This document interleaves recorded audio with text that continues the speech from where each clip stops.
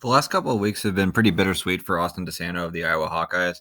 On the sweet side, he had matches against Ethan Lezak, who is a former NCAA All-American and even an NCAA finalist who lost to Darian Cruz in the finals at 125. And then also Nick Suriano, another finalist who lost to Spencer Lee last year at 125 in the finals. Both of these guys were very highly ranked at 133. Both were great opportunities for Desanto to shoot himself up in the rankings, and he picked up victories in both of the matches. That's the good side. The downside is that part of the reason why Desanto's at Iowa now, why he's not with Drexel, is because there were a lot of issues with his attitude in the past.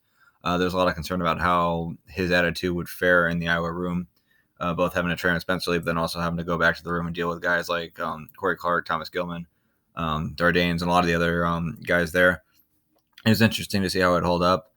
And with these two big matches, though he did have very good performances and it looks like his wrestling's improved, the attitude on the mat hasn't necessarily improved. So what I'm going to do is I'm going to show his reactions after both of the matches.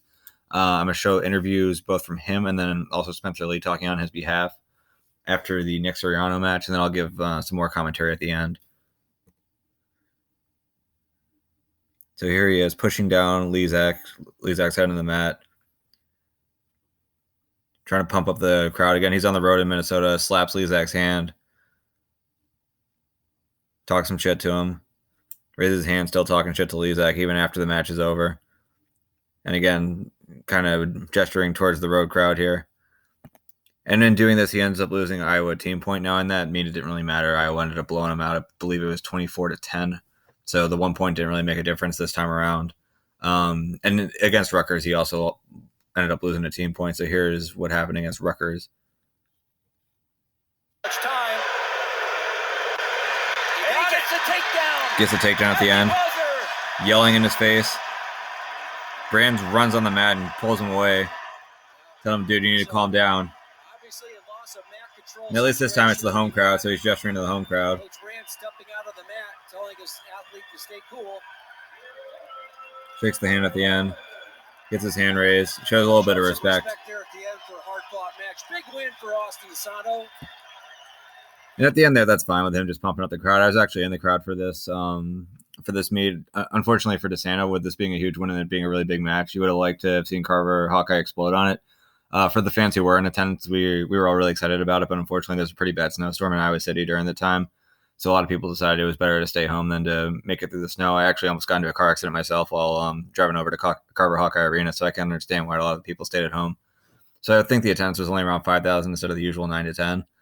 So unfortunately, there wasn't the booming reaction that you would have expected. It was still pretty nice, but either way, Desanto, the point of this video isn't to brag and say, oh, look at me, I got to go to Carver Hawkeye and see this awesome match, but it's more to say that Desanto, again, lost control. So now I'm going to play his interview after the match. It'll be sped up a little bit just so you can still hear what he's saying, but it'll make it take a little bit less time.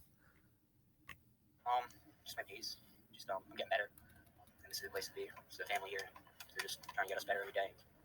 It's working. How much did you feed off that crowd at the end there? And I need to calm down a bit more, but it was pretty cool. What did you tell him also? I just screamed in his face. I shouldn't have. It's something I'm working on with my commentary. I just got to stay calmer. I'm calm in the match. I got to stay calmer till I get off the mat. Even in the locker room, I got to stay calm and keep those emotions. Are you going to catch 22 that sort of you almost have to be that type of guy to get a match like that, though? What do you mean? To have an attitude that, that type of fight in you? I fight in me, but I don't need to scream in his face. I don't need to do that. It's not cool. It's nothing to me. I'm just emotional about it. Yeah, that's a great answer right there, where I didn't need to scream in his face. He didn't do anything to me. And it's good that he understands that he shouldn't be doing it, but at the same point, you still have to be present in the moment and not be doing this. This is the second week in a row, and obviously he had his issues back at Drexel. There was the temper tantrum, so to speak, against Steven Miocic, where he was way down in the match and started just getting wild and even went for a Brazilian Jiu-Jitsu submission or Kimura attempt. Luckily, it was pretty sloppy on his part, so he couldn't do any damage, but if he was a little bit better with it, he might have been able to pop Miocic's elbow or shoulder and injure him and take him out of the tournament for really no good reason at all. But to finish out the interview, I'll go back to that. Just gotta keep it in check. You take us through that last takedown on the edge there. It looked like you were just kind of able to snake your arm around once you got him down. I got to my tie. He was blocking me off with the fingers a little bit. We were going at it, and once I kept getting that tie, I hit it. Kind of surprised myself a little bit. I need to fire more shots off and do a lot more things, but cut that corner. Really been working on that finish there. So. How much better are you right now than you were maybe at the beginning of the season? Getting better every single week with guys like Gilman, Muir, and Herc, Spencer. Dardanes, everybody, Clark. I'm wrestling with all those guys. Those guys are all top level dudes. They're beating my butt. getting beat, coming back thinking I beat one of those guys. They're coming back thinking with a new plan, and that's how we all grow. And they one takedown they're thinking about it. And when I get taken down, I'm thinking about it that entire night. So it's a pretty cool. With the progress you made this year, do you kind of wish maybe you would have been here from the get-go and not gone a year to Drexel? People asked me this before, but I'm more grateful that I'm here. So I'm really grateful that I'm here and that everything's worked out. So. Yeah, so what's nice about this interview is at least you can tell he's calmed down. He's a thoughtful kid. He's not always a complete hothead. Obviously, he can be a bit of a hothead when he's on the mat. Now, with that being said, it seems to be that though he can be a bit of a hothead, it's not like he's making stupid mistakes in his wrestling. It seems like he's wrestling fairly. He's fairly disciplined when he wrestles, but once the matches are over and he gets these big wins, again he needs to calm down. So again, I'll end it with Spencer Lee's interview talking about the same thing. We're like, Austin, you can beat anyone any given day. We believe in you. We believe in you with all of our heart. He's like, he gets all fired up. So, then he goes out there, he's got to wrestle his match, right? He's got to wrestle his match. And he's wrestling his match, and then he wins. And his mind goes like, I did it, And his emotions just take over him. He's not used to that. So he's working on it. Like, I know a lot of people, he's getting a lot of negative attention for when he's, last two matches. And we're working on it because we love him and he believes in us.